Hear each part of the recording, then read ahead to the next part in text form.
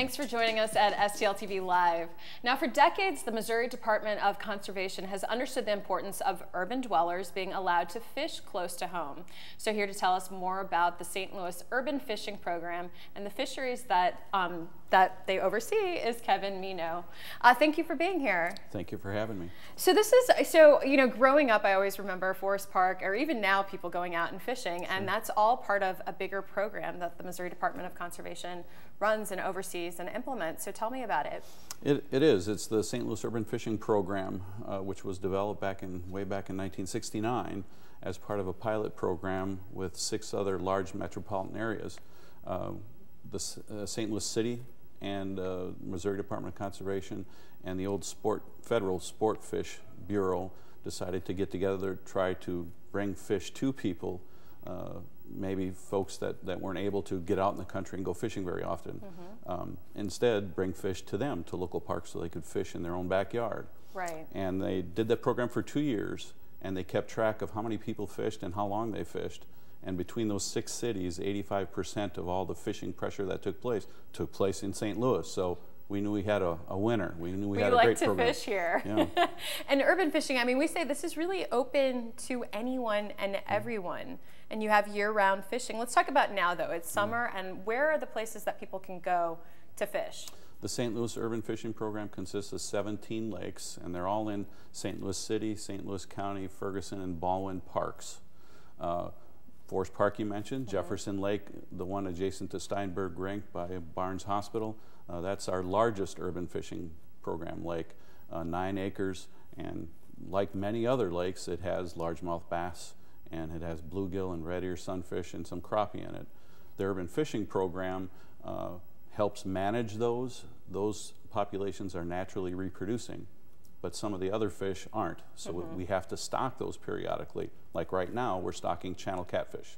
Roughly every 2 to 3 weeks in our city and county park lakes. And we started that in April. We'll continue doing that through August into September. And then in some of those lakes, we'll actually stock trout in winter, beginning in November.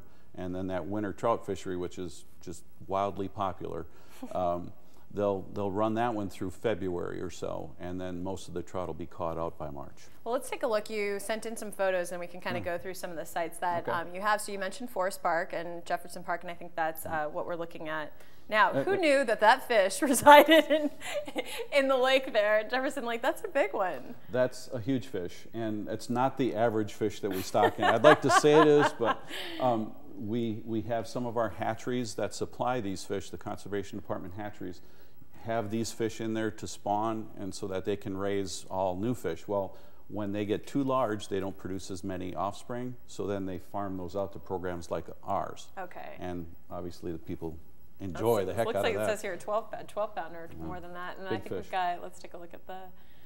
And yeah, we also teach kids to fish. This is also in Forest Park in the hatchery area. And I can't say her name, although I know it, and this was their very first fish, and she didn't quite know what to make of it. But that's a hybrid sunfish, and we taught her how to catch her first fish. It was awesome. That's O'Fallon Park Lake. That's one that we get a lot of catfish fishing pressure in. When we look at how many hours people fish in each of these lakes, O'Fallon is always one of the most popular lakes in the whole program. Heavily fished. Okay. And that's a copy of us stocking, looks like maybe Wilmore Park in South City. Right there, we're probably stocking channel catfish. And we do that for channel catfish every 2 to 3 weeks.